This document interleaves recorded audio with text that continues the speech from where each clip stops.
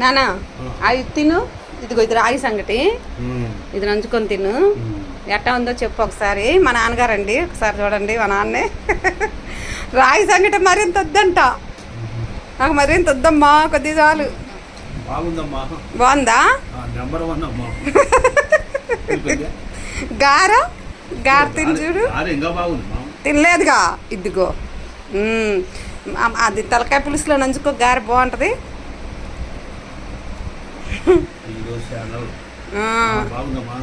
బాగుందా?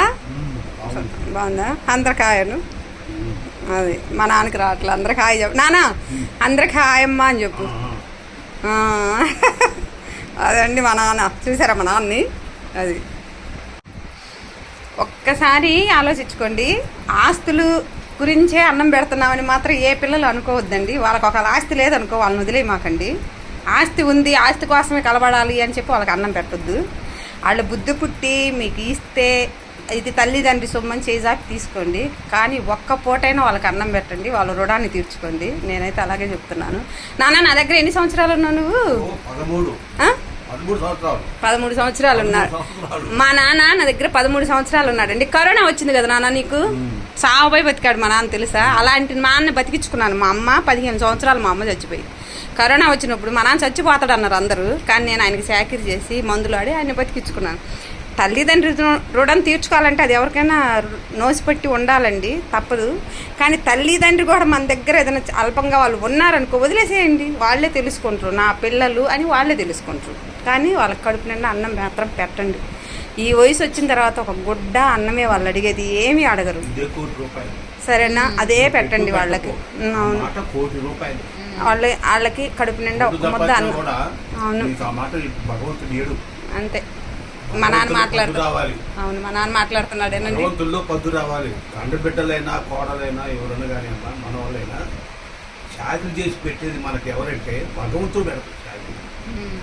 కానీ వాళ్ళ మనసు మాత్రం సంకల్పం, నేను మా నాన్న పెట్టాలి, నా కోడలు పెట్టాలి, కొడుకు పెట్టాలి. ఈ విధంగా వాళ్ళ ఇచ్చాశక్తి సంకల్పం. ఇచ్చాశక్తి సంకల్పం ఉంటుంది దాన్ని. కానీ శక్తి తానే ఎంతో హృదయంలో ఉండి ఆ ఒక్క ఈ శరీరం గడిచి ఒక జీవక మంచి గుణంతో తల్లిదండ్రులకు పోషణకర్త చేస్తూ ఉంటారు. ఆస్తులు అంతస్తులు నేను పోయి నాకు ఎవరి ఆ తర్వాత ఎవరి అది ఒక మనుషులు. ప్రతి మనిషికి మానవుడికి ఉండాల్సింది ఏంటంటే గుడ్డ, నీరు, పెట్టే మంచి మనసు కావాలి, తెలుసా? అదే ఇప్పుడు చెప్పింది. అదే ఇచ్చాశక్తి సంకల్పం అంటే అదే. ఆ మనసు అనేది మన హృదయంలో మనసు ఉన్నప్పుడు భగవంతుడు ఏం చేస్తాడు, అక్కడ స్పరిశనం చేస్తాడు. అది హృదయ క్షేత్రం స్పరిశనం అంటారు. ఆ స్పరిశించినప్పుడే నా మనవరాన్ని పిలవాలి, నా మనవరాన్ని పెట్టాలి అనే భావనలో.